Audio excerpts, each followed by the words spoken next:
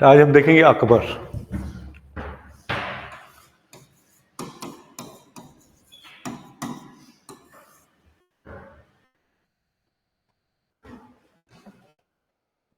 देखिए, अकबर कहते हैं कि मुगल साम्राज्य को, मुगल एम्पायर को इस्टेब्लिश करने में अकबर का बड़ा योगदान है। मतलब अकबर के काल से ही मेजर पॉलिसी की शुरुआत होती, क्योंकि बाबर हुमायूं को समय नहीं मिला कि वो एडमिनिस्ट्रेशन को सेटअप कर सकें या कुछ ऐसा कर सकें।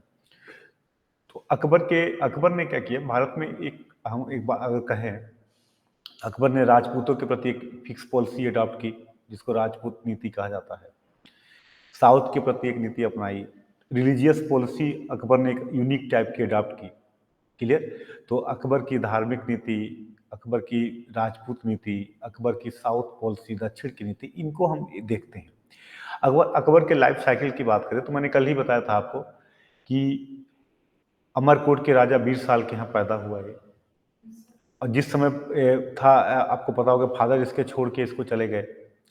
फिर बाद में लगभग जब 42-56 14 14 14.5 साल का होता है, तो फिर दोबारा जो है इन लोग दोबारा जब हुमायूं आता है, तो अकबर का अगर लाइफ अकबर के बारे में बात करें तो लिखिएगा, अकबर की जो परवरिश हुई राजपूतों के यहाँ हुई।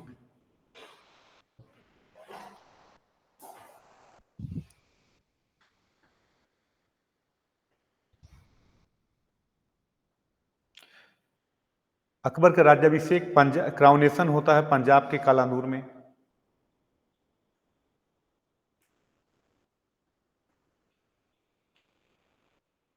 पंद्रह में इसका लाइफ साइकिल, 1542 में इसका जन्म हुआ। अमरकोट के राजा 20 साल के यहाँ।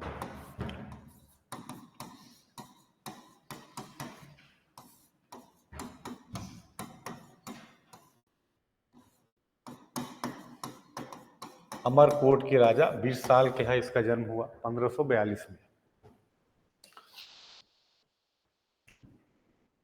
शुरुआत में इसका नाम है बदरुद्दीन।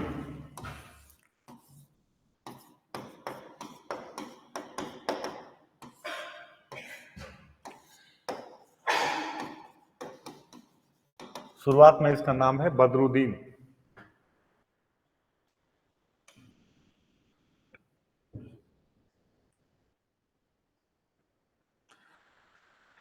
इसका राज्याभिषेक होता है पंजाब के कालानूर में। पंजाब के कालानूर में इसका राज्याभिषेक होता है, बैरम खां के संरक्षण में।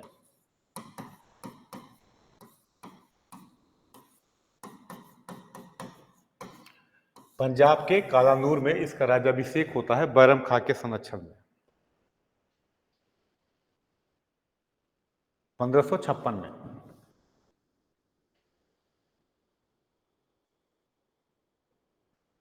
और जो राज्याभिषेक करने वाला व्यक्ति है मिर्जा अब्दुल कासिम। जो राज्याभिषेक करने वाला व्यक्ति है उसका नाम है मिर्जा अब्दुल कासिम।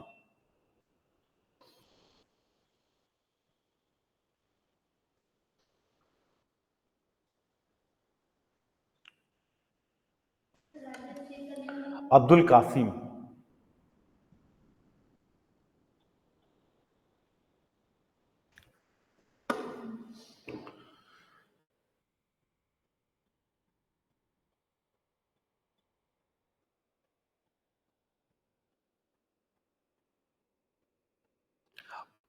अकबर ने बैरम खां को खाना की उपाधि दी। बैरम खां को अपना वकील नियुक्त किया और खाना की उपाधि दी। शुरुआत में अकबर बैरम खां के संरक्षण में था। बैरम खां, यह शुरुआत में अकबर बैरम खां के संरक्षण में था। बैरम खां को इसने अपना वकील नियुक्त किया और खाना की उपाधि दी। खान की उपाधि दी। उपाधि दी। बैरम खां को अपना वकील नियुक्त किया और खाना की उपाधि दी।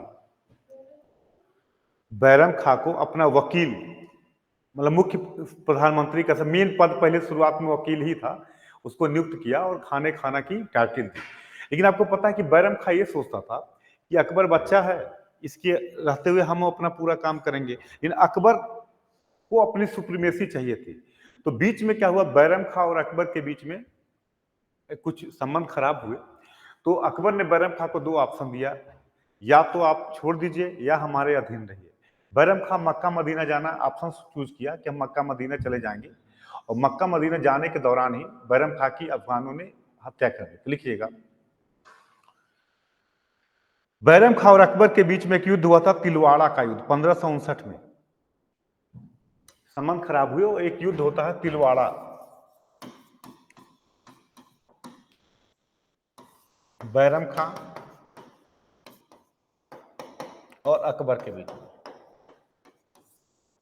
बैरम खां और अकबर के बीच में एक युद्ध होता है जिसका नाम है तिलवाड़ा।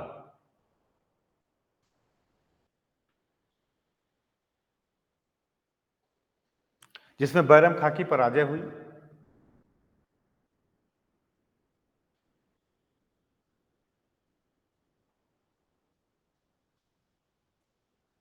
और बैरम खां इसके बाद मक्का मदीना जाना चॉइस करता है। मक्का मदीना जाने के दौरान ही मुबारक खां नामक एक अफगान ने उसकी हत्या कर दी। बैरम खां इसके बाद मक्का मदीना जाने का ऑप्शन चूज करता है, और मक्का मदीना जाने के दौरान ही गुजरात में एक अफगान है मुबारक खां,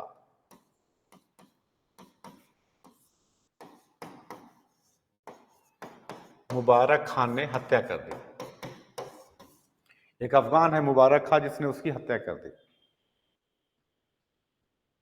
देखिए, तिलवाड़ा के युद्ध में अकबर से हार जाता है। हारने के बाद ये ऑप्शन चूज करता है कि मैं मक्का मदीना चला जाऊंगा। रास्ते में जाने के दौरान गुजरात में एक अफगान मुबारक खां इसकी हत्या कर देता है। यही मुबारक खां इसके फादर की हत्या मछीवाड़ा के युद्ध में बैरम खां ने किया था। उसी का बदला लेने के लिए ये हत्या कर देता है, और बैरम खां का इतिहास यहीं से समाप्त हो जाता है।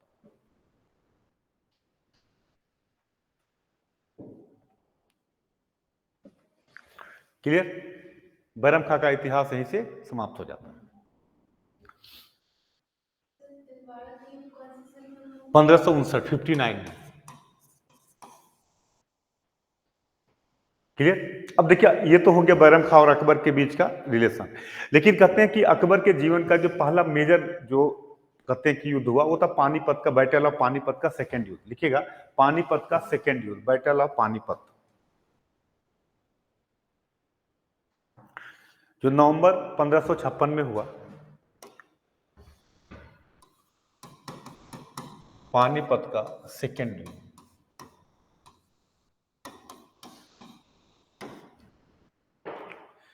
ये बेसिकली, अब देखिए, जब शेर शाह सूरी चला जाता है तो आदिल शाह सूर बनता है।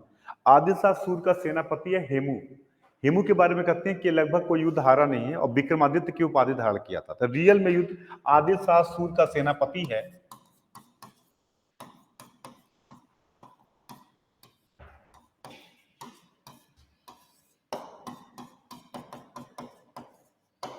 हेमू। हेमू जिसने विक्रमादित्य की उपाधि धारण की थी, विक्रमादित्य की टाइटल अडॉप्ट किया था। आदिल शाह सूर का सेनापति है। इसके और अकबर के बीच हुआ। अकबर के साथ बैरम खां है। अकबर के साथ बैरम खां भी जुड़ा हुआ है, बैरम खां के संरक्षण में होता है।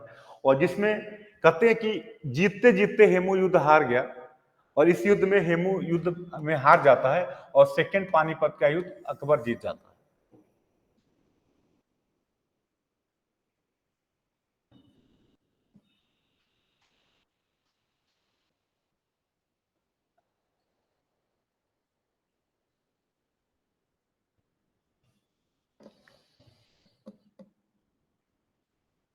कहते हैं, आरपी त्रिपाठी कहते हैं कि युद्ध नहीं बल्कि दैवी संयोग से अकबर ने जीता था।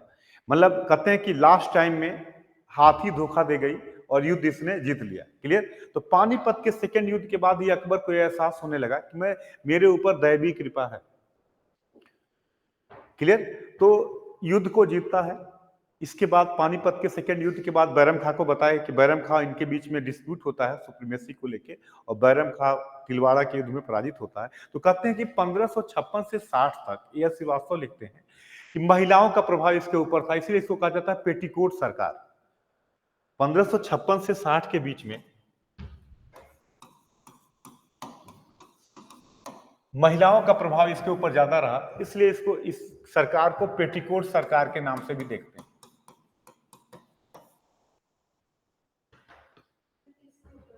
अकबर के ऊपर, मतलब महिलाओं के प्रभाव ज्यादा था, इसलिए कहा जाता है। ये कुछ हिस्टोरियन बोलते हैं, तो अगर आपसे कभी क्वेश्चन पूछे कि यह पेटीकोट सरकार किससे रिलेटेड है, तो अकबर से रिलेटेड है, इसलिए अकबर के उससे कहा जाता है। मतलब महिलाओं का प्रभाव इस दौर में इसके ऊपर ज्यादा था।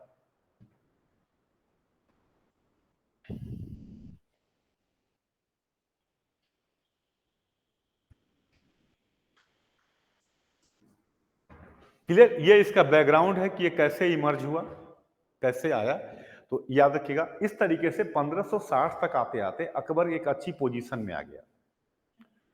अब जब अच्छी पोजीशन में आ गया, तो अब हम पढ़ते हैं जो सबसे इंपॉर्टेंट टॉपिक है, अकबर की धार्मिक नीति।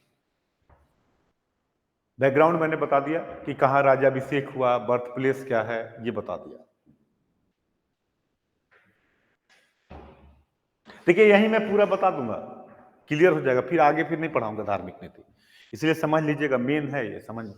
अकबर की धार्मिक नीति की बात करें, तो अकबर की धार्मिक नीति को हम दो फेज में देख सकते हैं। सबसे इंपॉर्टेंट टॉपिक है जो मैं बता रहा हूं, अकबर की रिलीजियस पॉलिसी को हम दो फेज में देख सकते हैं। अगर हम देखें तो अकबर के ऊपर सबसे ज्यादा प्रभाव राजपूतों का रहा, क्योंकि राजपूतों के यहाँ ही पैदा हुआ।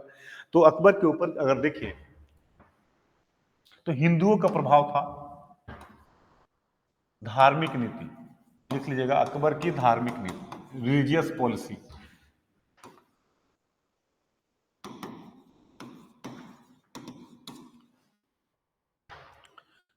अकबर की धार्मिक नीति पे सबसे ज्यादा प्रभाव किसका था, तो राजपूतों का रहा, हिंदुओं का प्रभाव रहा, क्योंकि जो बचपन उसका चाइल्डहुड जो बीता वो कहाँ बीता, राजपूतों के यहाँ बीता। इसके अलावा कहते हैं कि अकबर का जो शिक्षक था अब्दुल लतीफ, वो बड़ा उदार था, लिबरल था, जिससे इसके ऊपर लिबरल आइडियोलॉजी का भी प्रभाव रहा। तो मतलब हिंदू प्रभाव रहा अकबर पे, खास करके राजपूतों का। अब अकबर का शिक्षक अब्दुल लतीफ, ये उदार था, वो काफी लिबरल था, इससे लिबरल आइडियोलॉजी इसके ऊपर प्रभाव पड़ता है। क्लियर।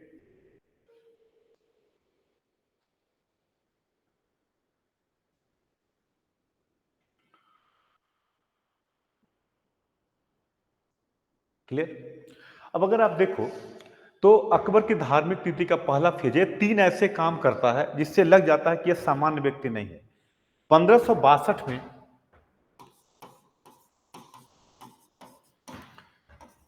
यह दास्ता समाप्त करता है, इंडेड स्लेवरी, दास्ता समाप्त करता है। 1563 में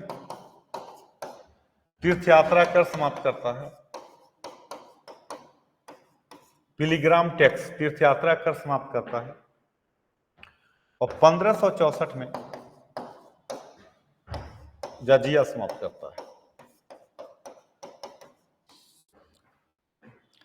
ये तीनों काम हिंदुओं से जुड़ा है। उस समय मजाक बात नहीं, जब रूढ़िवादी लोग इतने ज्यादा हो, दास्ता समाप्त किया, तीर्थ कौन जाएगा, हिंदू जाएंगे, जजिया किस पे लगता है, गैर मुसलमानों पे। तो ये तीनों किससे जुड़ा है, हिंदुओं से जुड़ा है। तो शुरुआत में ही इसने ऐसे काम किए जो दिखाता है कि सेकुलर प्रवृत्ति दिखाई देती है।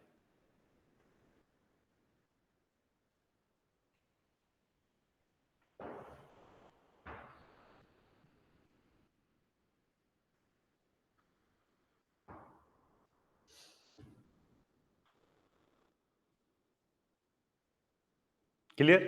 दास्ता को समाप्त करता है, तीर्थ यात्रा कर समाप्त करता है, और जजिया समाप्त करता है। इसके बाद कहते हैं कि अकबर की धार्मिक नीति पे लिखिएगा, सुलह कुल की विचारधारा का प्रभाव था। सुलह कुल,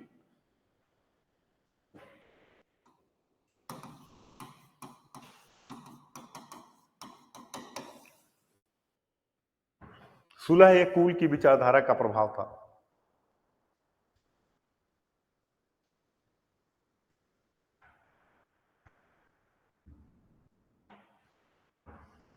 क्लियर। देखिए दूसरा फेज तब आता है जब ये गुजरात की विजय करता है। गुजरात की विजय करता है, बड़ा फास्ट, मतलब गुजरात की विजय करने के बाद इसको ये समझ में आता है कि मेरे ऊपर दैवी कृपा है, मैं सामान्य व्यक्ति नहीं हूं। तब ये जानने की कोशिश करता है कि व्हाट इज रिलीजन, धर्म क्या है। जैसे आपको अगर लगे 100 लोग हों और 99 मर जाएं, आप बच जाएं कई बार, तो आपको क्या लगेगा कि यार मैं, मेरे ऊपर कहीं न कहीं ऊपर वाले की कृपा है, मैं सामान्य व्यक्ति नहीं हूँ। तो अकबर पढ़ा लिखा नहीं था, देखिए न पढ़ना जानता था, न लिखना जानता था, लेकिन अकबर को मानवीय जीवन का बड़ा अच्छा अनुभव था, मानवीय जीवन को समझने का। तो अकबर जब गुजरात की विजय किया 1572 में, तो गुजरात की विजय के बाद अकबर को ये जानने की इच्छा हुई कि व्हाट इज रिलीजन, धर्म क्या है। इसके लिए क्या करता है, सेकेंड फेज में गुजरात विजय के बाद 1575 में फतेहपुर सीकरी में इबादत खाने की स्थापना करता है। क्लियर। 1575 में गुजरात विजय के बाद, after the victory of Gujarat, they establish इबादत खाना।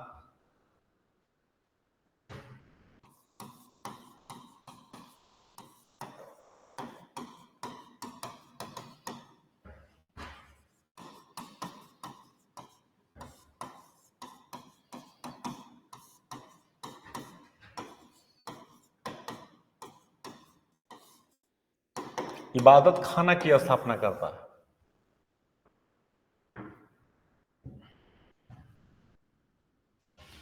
इबादत खाना क्या है, one type of religious parliament, एक प्रकार की धार्मिक संसद थी जहां धर्म की चर्चा होती थी। We are discuss about religion, एक प्रकार की धार्मिक संसद थी, one type of religious parliament, we are discuss about religion, जहां धर्म के बारे में चर्चा होती थी।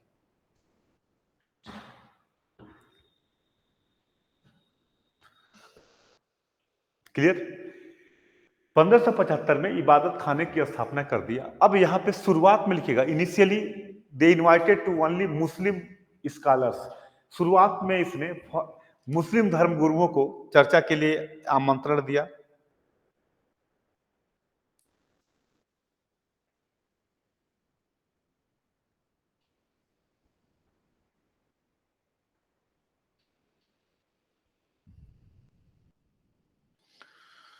शुरुआत में केवल मुस्लिम धर्म गुरुओं को ही यहां पे इनवाइट किया,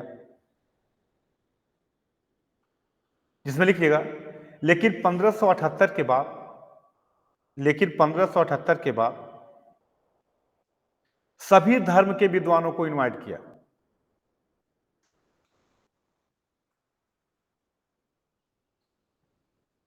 हिंदू धर्म में लिखिएगा देवी और पुरुषोत्तम।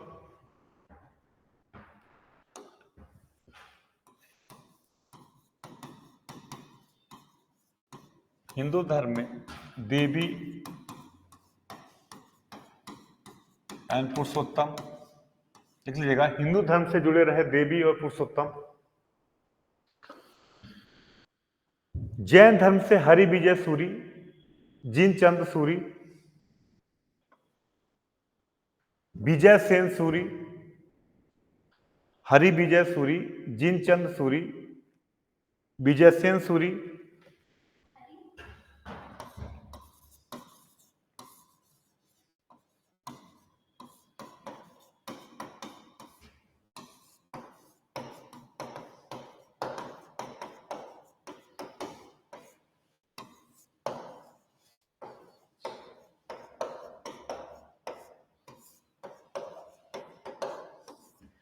हरि विजय सूरी, जिनचंद सूरी, विजय सेन सूरी, शांति चंद्र, ये सभी जैन धर्म के स्कॉलर थे।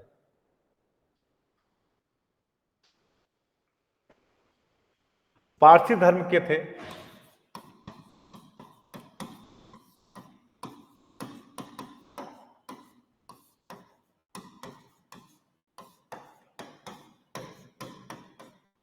दस्तूर मेहर जी राणा।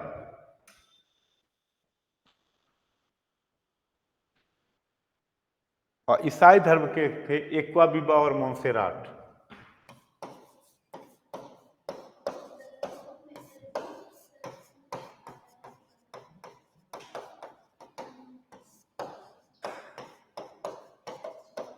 एक्वा बीबा और मोंसेराट,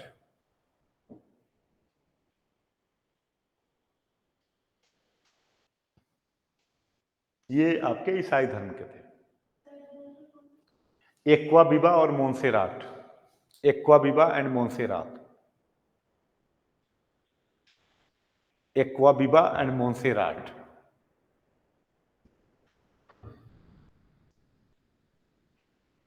अब देखिए होता क्या है समझिएगा, 1575 में वो मुस्लिम है तो मुस्लिम धर्म गुरुओं को क्या करता है, इनवाइट करता है।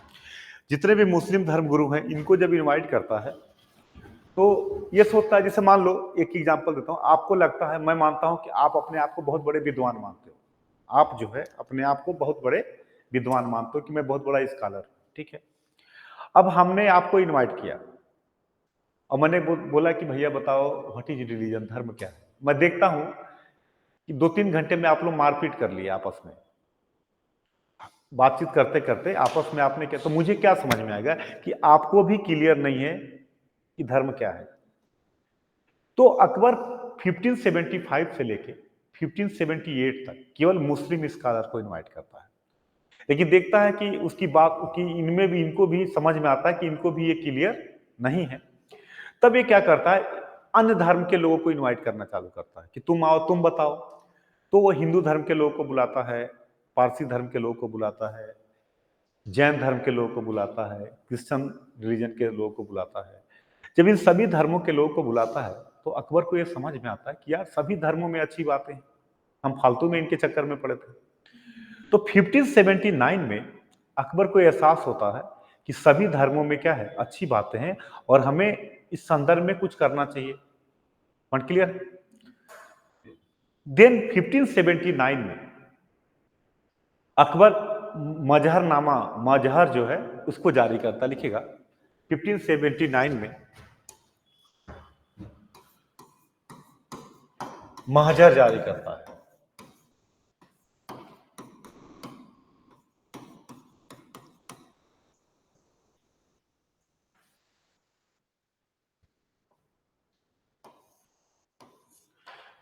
इसका मतलब यह है कि किसी भी प्रकार के धार्मिक विवाद में अंतिम निर्णय कौन करेगा, अकबर करेगा। अभी तक कौन करते थे, धार्मिक गुरु। अब कहा गया कि अंतिम जो पावर होगा वो किसके पास होगा, अकबर के पास होगा। इसके थ्रू कहे कोई भी विवाद होगा धार्मिक तो उस पर अंतिम निर्णय कौन लेगा, अकबर लेगा। इसको कहते हैं मजहर जारी किया। ये पावर अब किसके पास आ गया, अकबर के पास आ गया कि हम इनके चक्कर में फालतू पड़े थे। और अकबर क्या करता है, मजहरनामा, महजर जारी करता है। महजर का मतलब होता है कि किसी भी प्रकार के धार्मिक जो विवाद होगा उसमें अंतिम निर्णय किसका होगा, अकबर का होगा। तो जो पावर अभी तक इनको मिला हुआ था वो पावर क्या करता है, अपने पास ले लेता है और मजहर को जारी करता है। देखिए मजहर की ड्राफ्टिंग बनाने वाले हैं शेख मुबारक।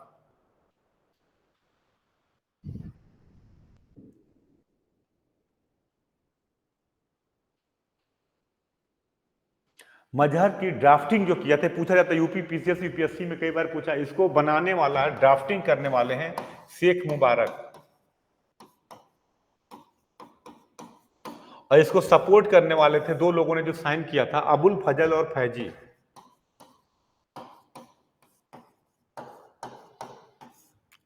इस बार आईएएस का क्वेश्चन भी पूछा है, इसमें यूपीएससी मेंस में आया है, अबुल फजल और फैजी।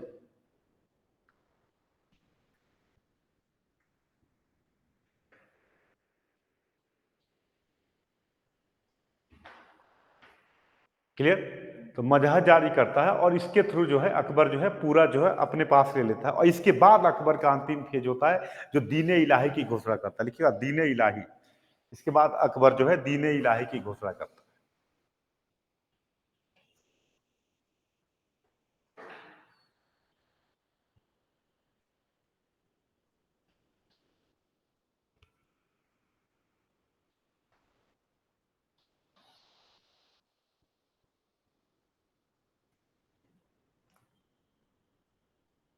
जिसमें एक तरीके से कहें तो सभी धर्मों की अच्छी बातें थी। और दीन इलाही को एकमात्र हिंदू जिसने स्वीकार किया था बीरबल ने, महेश दास उस बीरबल ने।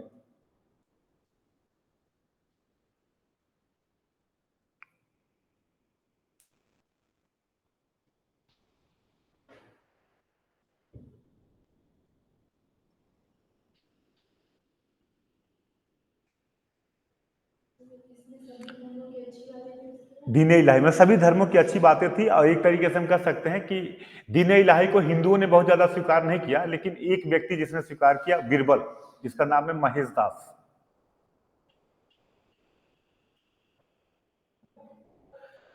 अन्य धर्मों में लिखिए, जैन धर्म के विद्वान कुछ पॉइंट लिख लीजिएगा। हरि विजय सूरी को जगत गुरु की उपाधि दिया था। जैन विद्वान अकबर ने जैन विद्वान हरि विजय सूरी को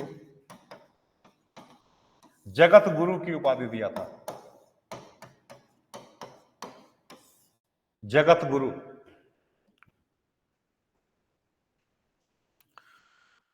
जगत गुरु की उपाधि दिया था हरि विजय सूरी को, और जिनचंद सूरी को युग प्रधान की उपाधि दिया था।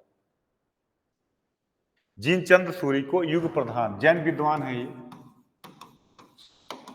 जिनचंद सूरी को युग प्रधान की उपाधि दिया था। सब क्वेश्चन है, याद रखिएगा, ये क्वेश्चन आता जरूर है यहां से। जगत गुरु और युग प्रधान की उपाधि दिया था। अकबर ने वल्लभाचार्य, जो हिंदू धर्म के थे, वल्लभाचार्य के पुत्र विठल नाथ को गोकुल और जैतपुरा की जागीर दिया था।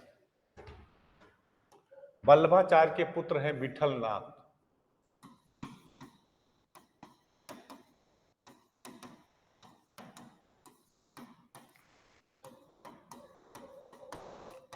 विठल नाथ को गोकुल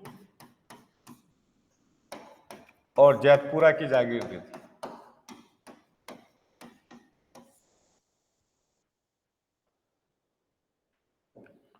गोकुल और जयपुरा की जागीर दी थी।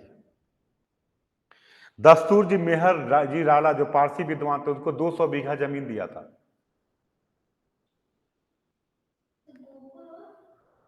जैतपुरा, जैतपुरा।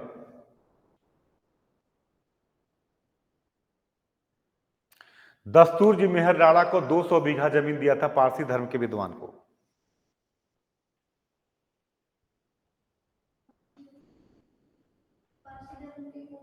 विद्वान दस्तूर मेहर जी राणा, जो अभी बताया था मैं।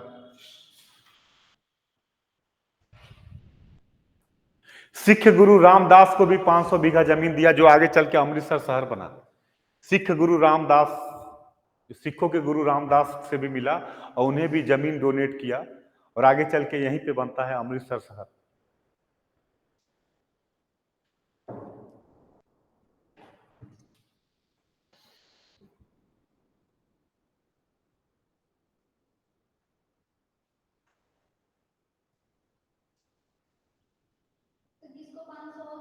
रामदास, सिख गुरु रामदास को।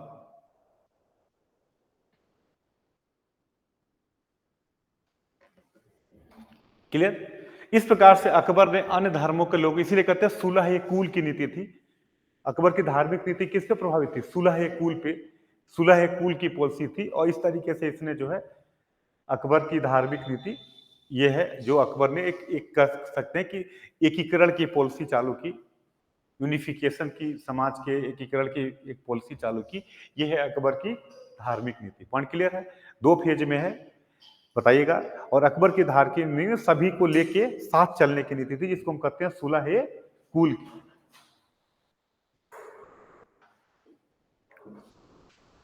कोई कंफ्यूजन हो तो बताइए। क्लियर? अब आता है अकबर की राजपूत नीति, राजपूत पॉलिसी।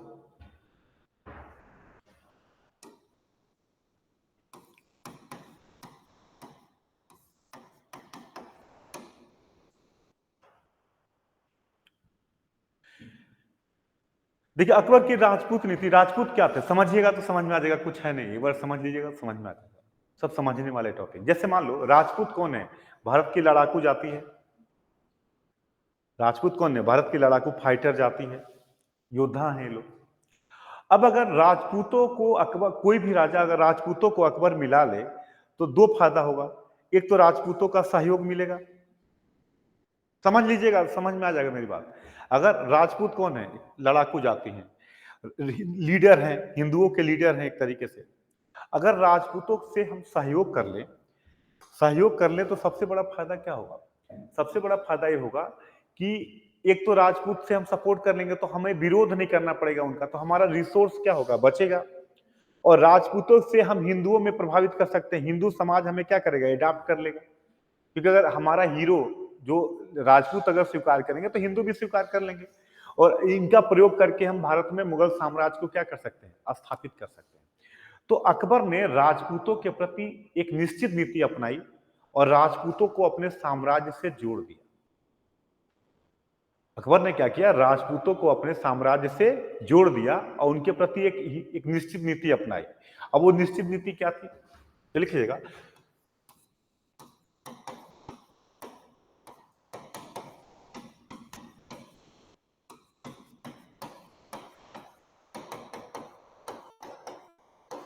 उनके प्रति एक निश्चित नीति, डेफिनेट पॉलिसी अडॉप्ट किया। वो क्या था, देखिए। पहला था कि अकबर इनकी, देखिए राजपूतों का क्या था कि राजपूतों की जो जागीर होती थी वो वतन जागीर कहते थे।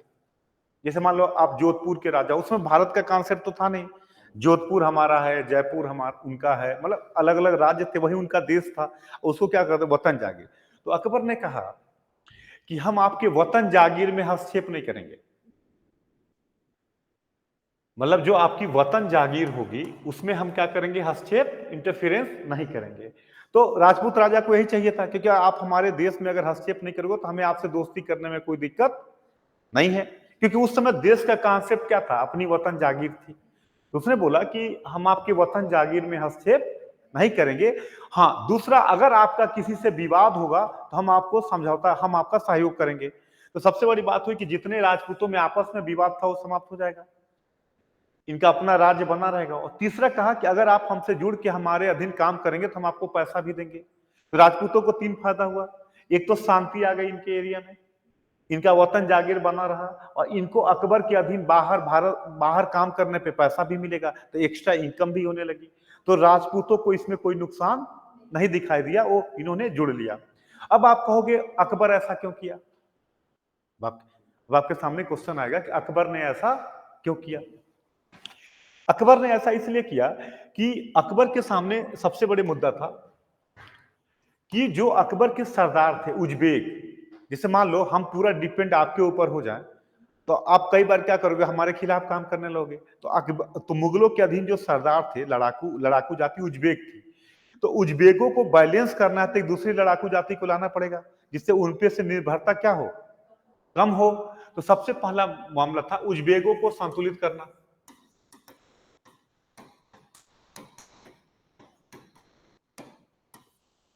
उज्बेक को क्या किया जाए, संतुलित किया जाए। एक, जिससे मान लो अगर आप अकेले, आपके ऊपर हम डिपेंड रहेंगे तो आप हमारे खिलाफ जा सकते हो। अब दूसरे को भी खड़ा कर देंगे तो आपको बैलेंस करेगा कि नहीं करेगा। तो हमारी डिपेंडेंसी आपके ऊपर से क्या होगी, समाप्त हो जाएगी। दूसरा क्या था, राजपूतों का सहयोग प्राप्त करके साम्राज्य का विस्तार करना। क्योंकि राजपूत का सहयोग मिलेगा तो हिंदू समाज क्या करेगा, अपने आप पॉलिसी को क्या कर लेगा, एडॉप्ट कर लेगा। तो मुगल साम्राज्य को हिंदुओं में मान्यता दिलाना।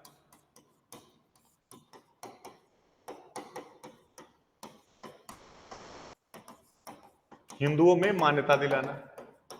जब राजपूत स्वीकार करेंगे तो हिंदू समाज अपने आप क्या करेगा, स्वीकार करना चालू कर देगा।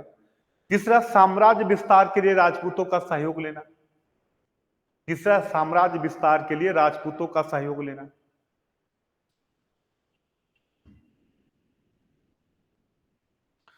साम्राज्य विस्तार के लिए राजपूतों का सहयोग लेना।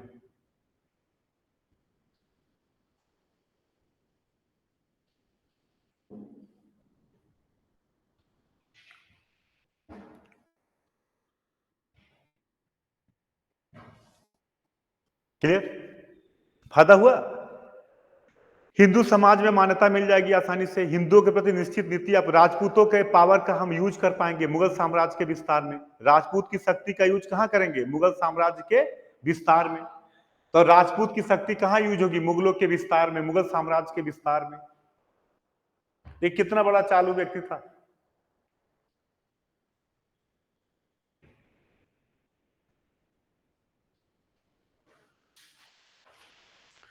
तो मुगलों को फायदा है कि नहीं है। एक तो हिंदू समाज में विरोध कम होगा। जो विरोध कौन करते, राजपूत करते। तो राजपूतों को अगर मिला लेंगे तो विरोध ही खत्म हो जाएगा। तो हमारा संसाधन बचेगा कि नहीं बचेगा। अगर हमें पता है कि आप ही हमारा विरोध कर सकते हो और हम आप ही से दोस्ती कर लें, तो आप ही मेरी सहायता करोगे हेल्प करने के लिए, तो इससे बड़ी पॉलिसी क्या होगी। इसलिए कहते हैं कि अकबर जो है मानवीय भावनाओं को समझ, पढ़ा लिखा व्यक्ति नहीं था। इसीलिए पढ़ना लिखना विकास के लिए जरूरी नहीं है कि आप बहुत ज्यादा पढ़ लेंगे तो आप बहुत ज्यादा विकास कर लेंगे, ये नहीं। समझ मानवीय जीवन की कितनी आपके पास है वो बड़ा मायने रखता है। इसलिए इतिहास सबको एक बार पढ़ना चाहिए। कोर सब्जेक्ट है और यह सब्जेक्ट कभी धोखा नहीं देता। ये एकमात्र ऐसा सब्जेक्ट है जो आज भी, मतलब जब से यूपीएससी चालू हुआ आज तक, किसी अन्य सब्जेक्ट में आपको 280 नंबर नहीं मिलेगा। मिल जाए तो बहुत अच्छी बात है। इतिहास में सामान्यतः 280-85 नंबर पाते हैं लोग। और केवल अब ये धार्मिक नीति बदलेगी तो है नहीं, चाहे आप 10 साल बाद लिखो, कुछ भी करंट का कोई प्रभाव नहीं है। आप नशे में हो तो भी जाके ये आता ही आता है। इसलिए कहते हैं कि मिनिमम रिसोर्स में सबसे ज्यादा सेफ सब्जेक्ट, और ये अकेला आपको 750-800 नंबर दिलाता है, वो है इतिहास। इसलिए सबसे ज्यादा लोग टॉपर, देखिए पिछली बार हिस्ट्री से रही थी, इसके पहले सबसे ज्यादा लोग आपको, चाहे बीटेक वाले हो चाहे एमबीबीएस वाले हो, इस सब्जेक्ट को करते हैं। क्योंकि ये धोखा कभी कुछ आप 2 साल बाद दीजिए, मत करेंट पढ़िए जाके दीजिए, तो भी आपको खराब नंबर जिसको कहते हैं, जो सबसे खराब होता है वो होता है 260-65। जिस सब्जेक्ट में, अन्य सब्जेक्ट में जो कहते हैं बहुत अच्छा नंबर मिल रहा, वो इसमें एवरेज आपको इतना मिलता है। मॉडर्न इंडिया आपका अपने आप तैयार रहेगा, आर्ट एंड कल्चर आपका अपने आप तैयार रहेगा, प्रीलिम्स में 20 क्वेश्चन आपको आना ही आना। इसलिए सबसे सेफ सब्जेक्ट, बस एक बार आपको 2-2.5 महीना इस पे प्रीलिम्स, अगर एक बार आपने जीएस के लिए भी पढ़ लिया तो ये कभी धोखा। ये लड़के क्या करते हैं, कॉन्सेप्ट क्लियर नहीं करते। इसलिए इलाहाबाद में कहा जाता है, आप जाइए इलाहाबाद में मेंस या लखनऊ में देखिएगा, जिस दिन सबसे ज्यादा जो हाल भरा मिलेगा आपको हिस्ट्री का मिलेगा। क्योंकि ये आप यहां क्यों आए हो, सिलेक्शन लेने आए हो। आपका लक्ष्य ये नहीं है, आपका लक्ष्य है कि कम मेहनत में कैसे हमें आउटपुट ज्यादा मिले, हमारी बारीकियां दूर हो, हम क्या हो, सेलेक्ट हो। अब ये धार्मिक नीति अकबर दोबारा तो आएगा नहीं, राजपूत नीति आई, इसी को उलट के लिख दीजिए कि ये उद्देश्य था इसलिए अकबर ने किया। ये 10 साल बाद भी यही लिखना है, 10 साल पहले भी यही लिखना है, करेंट का कोई लेना देना नहीं। इसलिए सेफ मानते हैं। आप कहीं भी राजपूत नीति इसी को 200 वर्ड में उठा के लिख दीजिए। एक मेंस का फुल क्वेश्चन है, जीएस में भी पढ़ना है, ऑप्शनल का भी यही है। तो राजपूत नीति में उज्बेकों का सबसे पहला क्या था, उज्बेक को संतुलित करना जरूरी था। मुगल साम्राज्य में हिंदू को, अब मान लो अगर राजा ही मान लेगा तो हिंदू समाज मान ही लेगा, तो अपने आप विरोध करता। अकबर देखिए कितना चालू था, राजपूतों को मिलाने से मान्यता अपने आप मिल लेगी, और जो लोग विरोध कर सकते थे वही अब साम्राज्य का क्या करेंगे, विस्तार करेंगे। क्लियर। तो दूसरा क्या था, अकबर के ऊपर राजपूतों का प्रभाव भी बहुत ज्यादा था। अकबर को ये पता था राजपूतों के यहाँ रहा था, तो राजपूतों के शौर्य से भी परिचित था।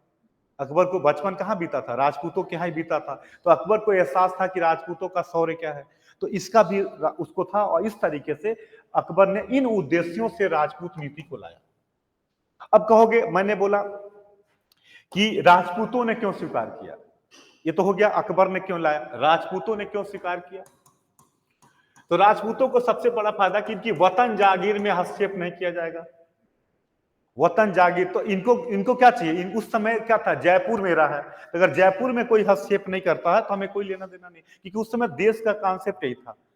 तो वतन जागीर में कोई हस्तक्षेप नहीं करेगा। दूसरा, विवाद के संदर्भ में किसी भी विवाद पे मुगल शासक इनकी रक्षा करेगा। तो क्या होगी, राजपूत एरिया में क्या मिलेगी, शांति मिलेगी। इनको अपने साम्राज्य की, इनकी साम्राज्य की रक्षा कौन कराएगा, मुगल साम्राज्य करेगा।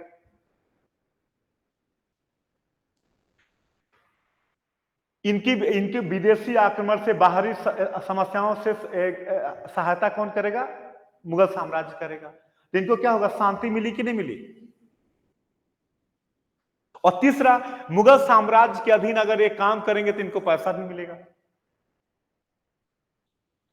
तो इनका भी दृष्टिकोण क्या होगा, व्यापक होगा, ये भी अपने क्षेत्र से बाहर जाके देखेंगे, तो इनका आर्थिक स्थिति भी इनकी अच्छी होगी।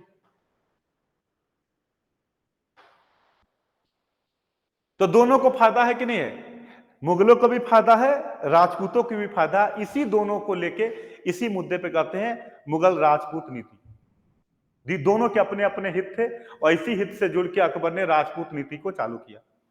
लेकिन याद रखिएगा, विवाह संबंध था जरूर, लेकिन विवाह संबंध राजपूत नीति के लिए अनिवार्य तत्व तो नहीं है। लिख लीजिएगा, लिखिएगा, वैवाहिक संबंध राजपूत नीति के लिए अनिवार्य नहीं था।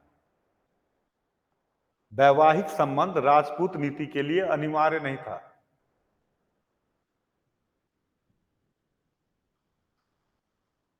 कई ऐसे राजपूत परिवार रहे जिनका वैवाहिक संबंध नहीं हुआ, फिर भी उनको बड़े बड़े पद दिए गए। अर्थात राजपूत नीति में वैवाहिक संबंध के आधार पे ही ये डिसाइड नहीं था। कई ऐसा परिवार रहा राजपूतों का जिससे मुगलों का कोई वैवाहिक संबंध नहीं रहा, फिर भी उनको बड़े बड़े मनसब दिए गए।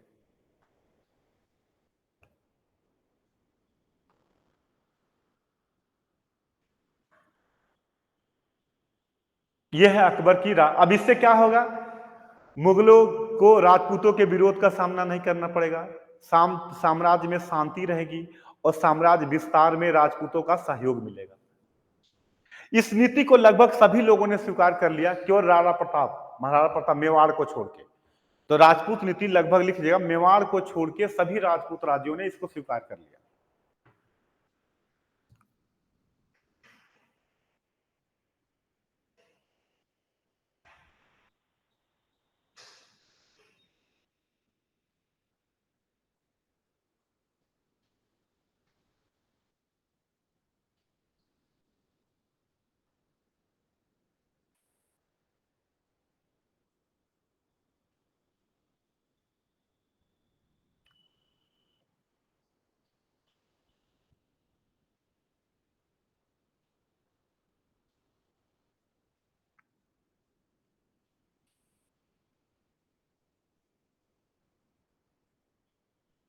क्लियर? ये रहा अकबर की राजपूत नीति।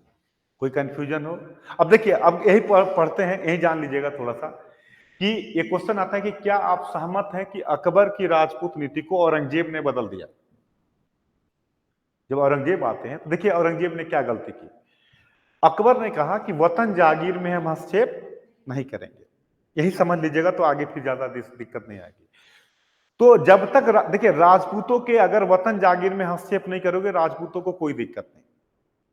लेकिन जिस दिन उनके वतन जागीर में हस्तक्षेप करोगे, वो विद्रोह कर देंगे।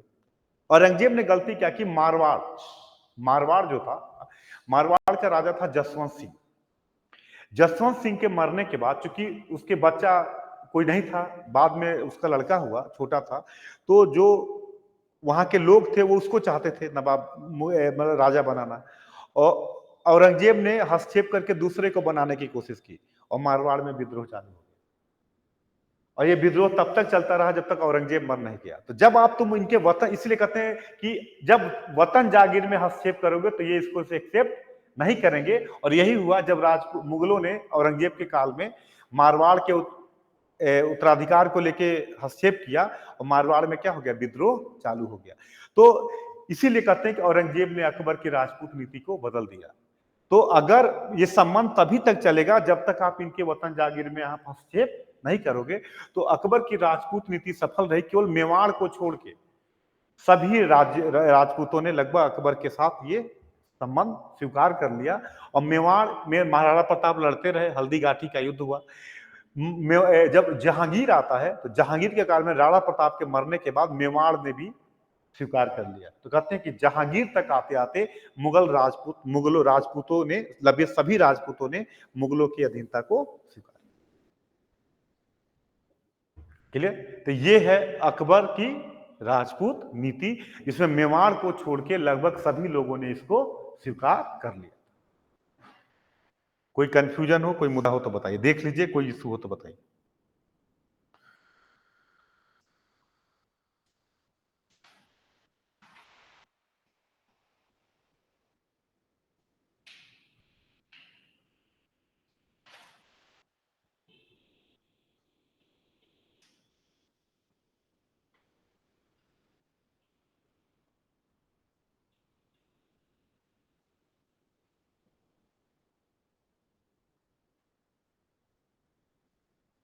ये ऑप्शनल में भी बेटा याद रखना, एक सेम आता है, यही उठा के लिख देना है। अगर आता है राजपूत नीति यूपी पीसीएस में, मतलब यूपीएससी में आता है तो इसी को उठा के लिख दीजिए। अब आता है दक्षिण नीति।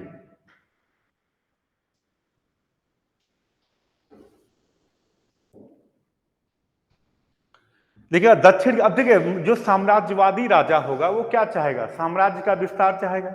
अब राजपूतों की तो समस्या समाधान हो गई, तब कहां चाहेगा? दक्षिण में विस्तार चाहेगा। तो देखिएगा, दक्षिण नीति साम्राज्यवादी उद्देश्यों से प्रेरित थी। अकबर की दक्षिण नीति साम्राज्यवादी उद्देश्यों से प्रेरित थी।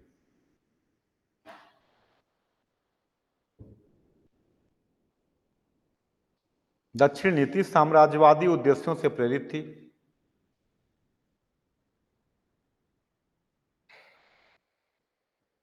खान देश दक्षिण का प्रवेश द्वार था।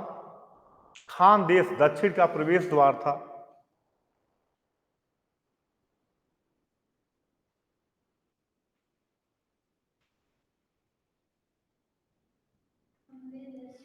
प्रवेश द्वार था।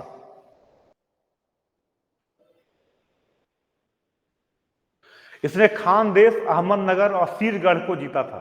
खानदेश, अहमदनगर और सीरगढ़ को। खानदेश, अहमदनगर और सीरगढ़ को जीता था।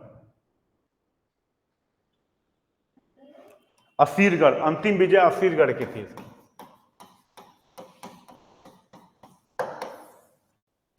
अंतिम विजय इसकी असीरगढ़ की थी।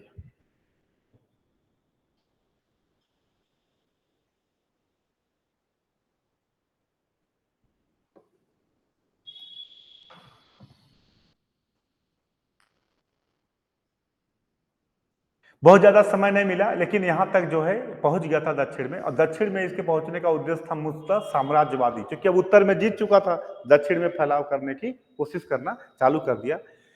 इसके काल में अगर हम बात करें अदर परसू, देखें अदर विद्रोह कौन कौन से हुए, लिखिएगा इसके काल के विद्रोह।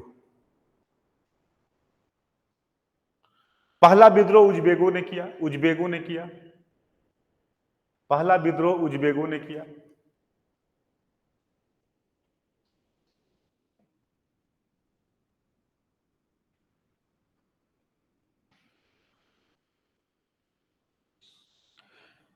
अफगान बलूचियों ने विद्रोह किया। इसी विद्रोह को दबाने के दौरान बीरबल की मृत्यु हो गई थी। अफगान बलूचियों का विद्रोह हुआ।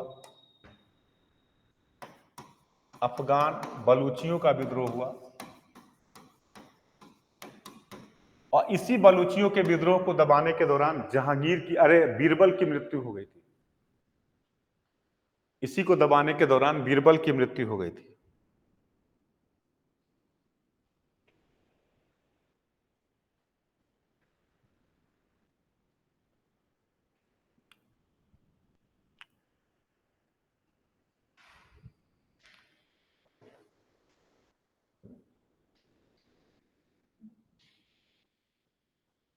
अकबर ने साम्राज्य विस्तार में राजपूतों के तो किया ही, इसके अलावा कुछ पॉइंट लिख दीजिए जो प्रीलिम्स में पूछता है। अकबर ने सबसे पहला आक्रमण 1581 में 61 में मालवा पे किया था। पहला आक्रमण 1561 में मालवा पे किया था। उस समय मालवा का शासक था बाज बहादुर।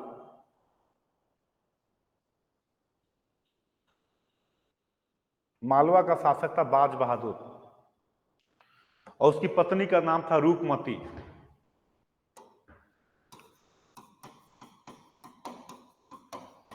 बाज बहादुर और उसकी पत्नी थी रूपमती, जो सती हो गई थी। दोनों के कब्र वो उज्जैन में है, समाधि उज्जैन में है। बाज बहादुर जहर खाके इसकी पत्नी मर गई थी अपने को बचाने के लिए। इसके अलावा अकबर ने चुनार का किला जीता। 61 में ही चुनार का किला जीता।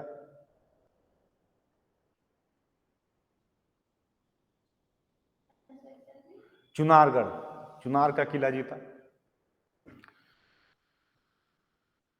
गढ़कटंगा को जीता, जहां की रानी एक महिला थी जो उस समय थी, शासिका महिला थी, दुर्गावती। ये मिलता है, याद रखिएगा, गढ़कटंगा की विजय की।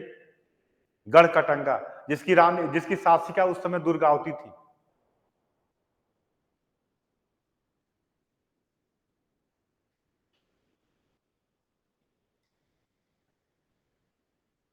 आमेर पहला, राजपूतों में आमेर पहला घराना था जिसने मुगलों की अधीनता को स्वीकार किया था। आमेर राजपूतों में पहला घराना था, आमेर, जिसने मुगलों की अधीनता को स्वीकार किया था।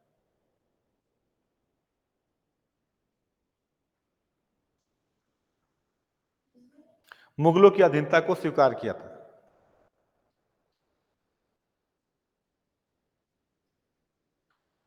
1572-73 में गुजरात पे आक्रमण किया और गुजरात की विजय की। और इसके बाद बुलंद दरवाजे का निर्माण कराया। गुजरात विजय की 1572-73 में, और इसके बाद बुलंद दरवाजे का निर्माण कराया था।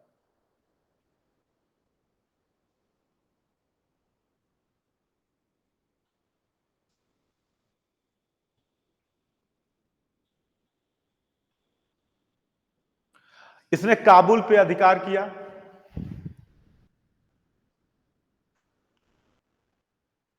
और उस समय वहां की एक शासिका बनी थी महिला, बख्तुनिसा। काबुल पे एक महिला शासिका को नियुक्त किया था, बख्तुनिसा। ये भी क्वेश्चन कई बार पूछा है। काबुल में महिला शासिका थी बख्तुनिसा। बख्तुनिसा, बख्तुनिसा, ये कई बार पूछा गया। काबुल की गवर्नर थी। अकबर के काल में कांधार भी, लिखिएगा, कुषाणों के बाद पहली बार काबुल कांधार भारत के राज्य में सम्मिलित हुआ। कांधार भी सम्मिलित हो गया था।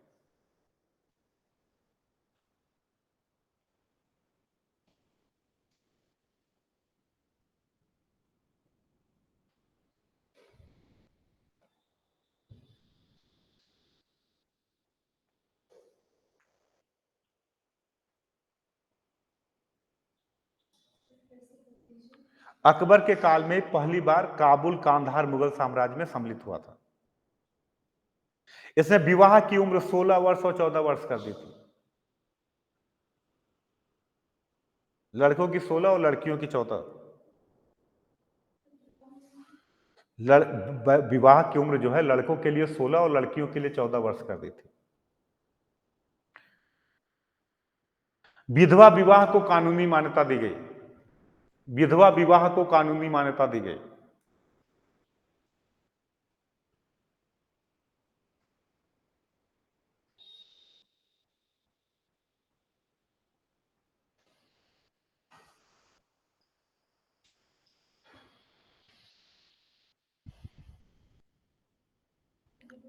विवाह, वीडियो मैरिज को भी इसने कानूनी मान्यता दी।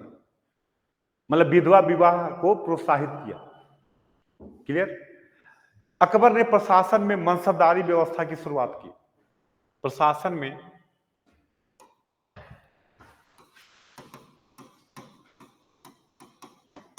मनसबदारी व्यवस्था की शुरुआत की।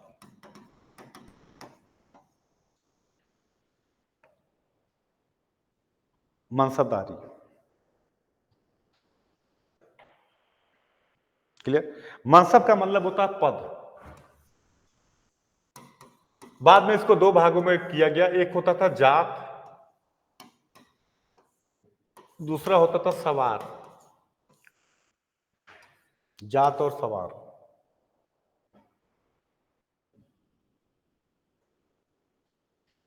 जात मुगलों की व्यक्तिगत हायरार्की को दिखाता था।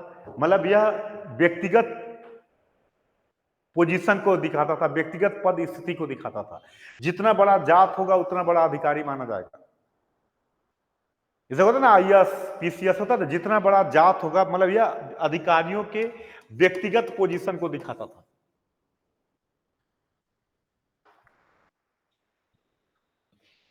जितना बड़ा जात होगा उतना बड़ा अधिकारी माना जाए।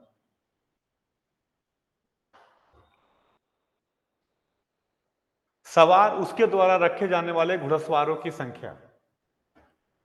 सवार क्या होगा? रखे जाने वाले घुड़सवारों की संख्या।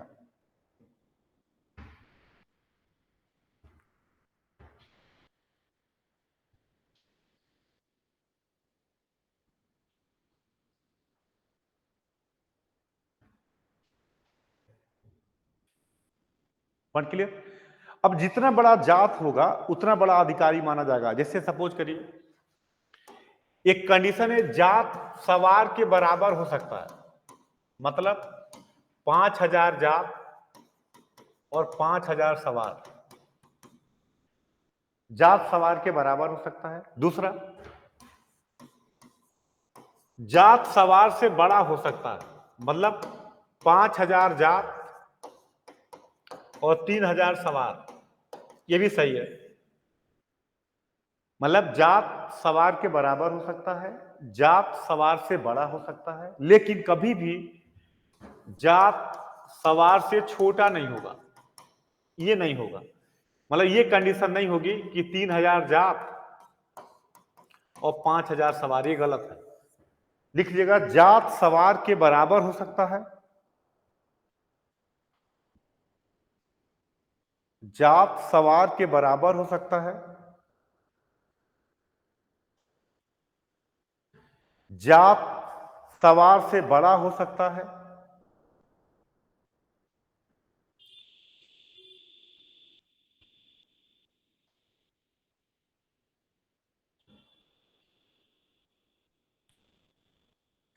जात कभी भी सवार से छोटा नहीं होगा। ये मोटे लाइन में करेगा, यूपी पीसीएस में कई बार यूपीएससी में पूछा गया, ये कंडीशन है, जात कभी भी सवार से छोटा नहीं होगा।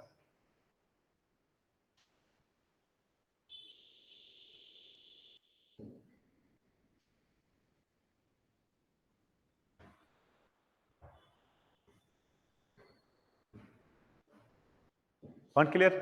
तो मनसबदारी व्यवस्था को इसने चालू किया। ये रहा पूरा का पूरा आपका अकबर। पूरा अकबर जो है मैंने आपको बता दिया अकबर का क्या रहा। कहीं कोई दिक्कत हो, किसी को कोई पॉइंट हो तो बताइए। अगर इतना तैयार है तो आप कोई भी क्वेश्चन लगाइए, क्वेश्चन बाहर नहीं जाएगा। किसी को कोई डाउट हो, कोई मुद्दा हो तो बताइए।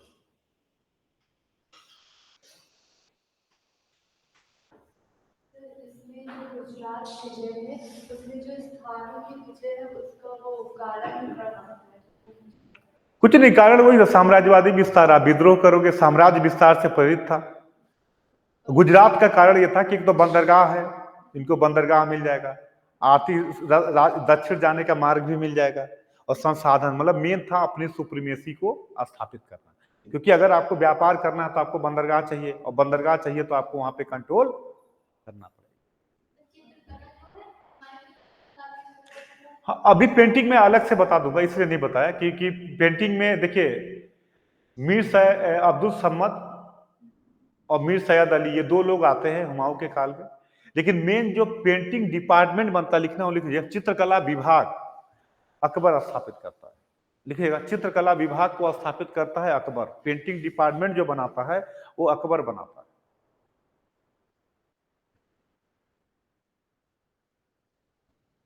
यही बता दें, अकबर के काल के दो, लिख लीजिएगा, यही जान लीजिए फिर, अकबर के काल के दो प्रमुख पेंटर हुए।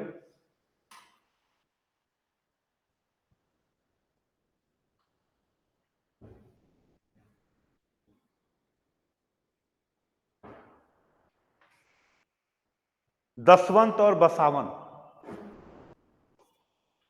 दसवंत और बसावन, ये मुख्य पेंटर हुए अकबर के काल के, प्रमुख पेंटर हैं दसवंत और बसावन। यही दसवंत है जो डिप्रेशन में आके आत्महत्या कर लिया था। देखिए, यही मुगल पेंटर था जो डिप्रेशन में आके सुसाइड कर लिया था, दसवंत ने। यह डिप्रेशन में आके सुसाइड कर लिया था, आत्महत्या कर लिया था।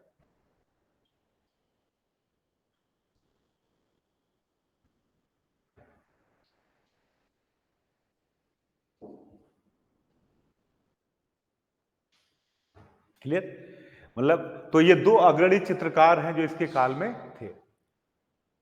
फतेहपुर सीकरी शहर का निर्माण कराता है अकबर। लिख लीजिएगा, फतेहपुर सीकरी, आगरा के किला, लिख लीजिए, यहीं पे लिख लीजिए, अकबर फतेहपुर सीकरी, आगरा का किला, लाहौर का किला, इलाहाबाद का किला, इनका निर्माण करवाता है।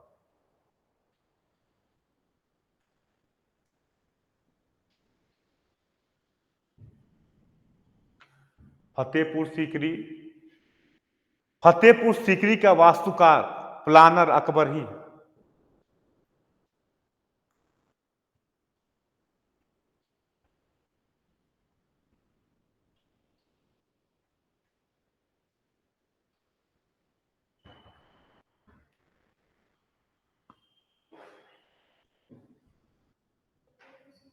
का वास्तुकार, जो प्लान करने वाला व्यक्ति है, वो अकबर ही है।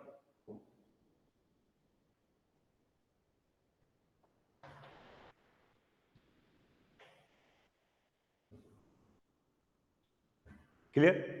इस प्रकार से अकबर हमने पूरा बता दिया। अब हमें बताना है जहांगीर, शाहजहां और औरंगजेब। इतना तैयार रहे, आप क्वेश्चन लगाइए।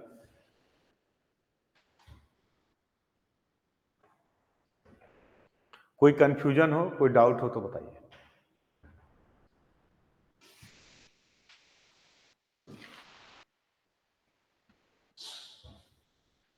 कोई कंफ्यूजन, कोई इशू हो तो बताइए।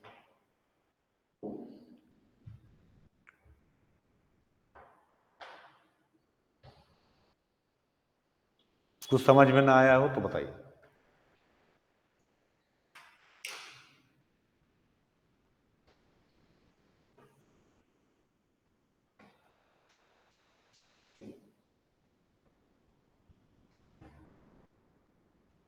कोई ऐसा पॉइंट जो आपको लगे कि दिक्कत कर रहा है तो बताइए।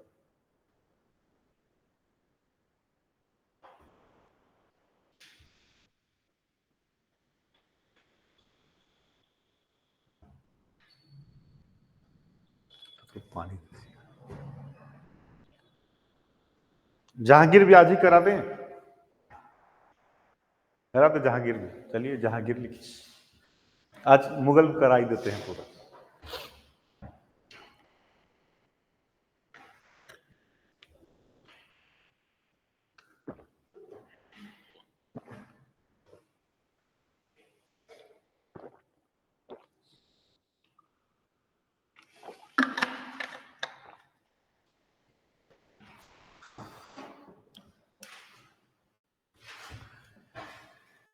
देखिए, अकबर के बाद 1605 में जहांगीर बना।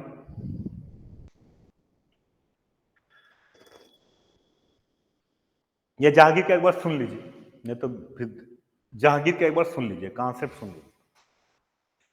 जहांगीर नूरजहां के प्रेम के लिए जाना जाता है। नूरजहां गुट थी जहांगीर के काल में। जहांगीर शराब का बहुत बड़ा शौकीन था।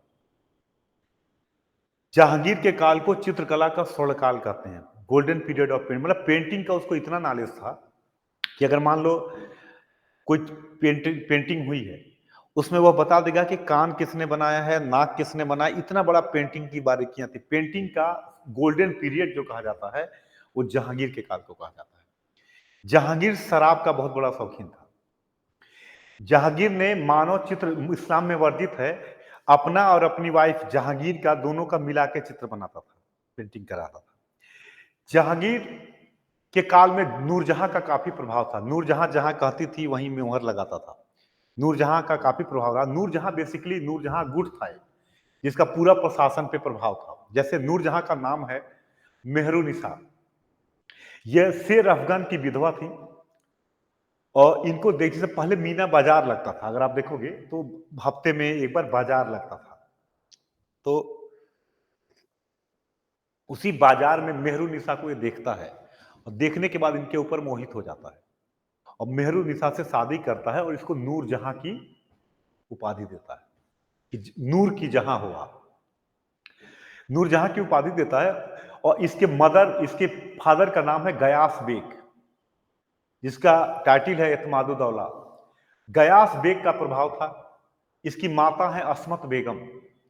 अस्मत बेगम को कहते हैं कि इत्र जानते हैं ना, परफ्यूम, इत्र की आविष्कारक है अस्मत बेगम। इनका प्रभाव था। इसका भाई था आसफ था, इसका प्रभाव था। तो ये नूरजहां गुट था, इसका पूरा प्रशासन में काफी प्रभाव था। इसके अलावा अनारकली से संबंध के लिए भी जाना जाता है। नूरजहां को, जहांगीर को अनारकली से संबंध के लिए भी जाना जाता है। जहांगीर के काल में राजपूत नीति में बहुत ज्यादा परिवर्तन नहीं आया। आप समझिएगा, जो मुगलों की राजपूत नीति थी वही बनी रही। बस मेवाड़ की समस्या को इसने समाधान दे दिया, और मेवाड़ से संधि कर ली गई, और मेवाड़ भी मुगलों की अधीनता को स्वीकार कर लिया। तो अकबर की राजपूत नीति को इसने क्या कर लिया, पूरा कर दिया। धार्मिक नीति वही बनी रही, सुलह कुल की चलती रही। कुछ पर्टिकुलर मामलों में जहांगीर ने कठोर नीति लिया, लेकिन वो राजनीतिक कारणों से लिया, धर्म से कोई लेना देना नहीं था। अकबर की नीति को ही फॉलो अप करता है। दक्षिण में कुछ आगे नहीं किया, जो अकबर का जितना बना रहा उतना ही बना रहा, उसको आगे ये कुछ नहीं करता, वहीं तक बना रहा था। जहांगीर के काल में ही पहली बार अफगानों को, मराठों को मुगल मनसबदारी में शामिल किया जाता है, किले जहांगीर के काल में ही। जहांगीर के काल में जहांगीर को जब शासन में आया तो अध्यादेश जारी करने के लिए जानते हैं, इसने अध्यादेश जारी किए। न्याय की जंजीर के लिए इसको जाना जाता है जहांगीर को। और जहांगीर के काल में ही अगर हम बात करें तो शाहजहां का विद्रोह हुआ।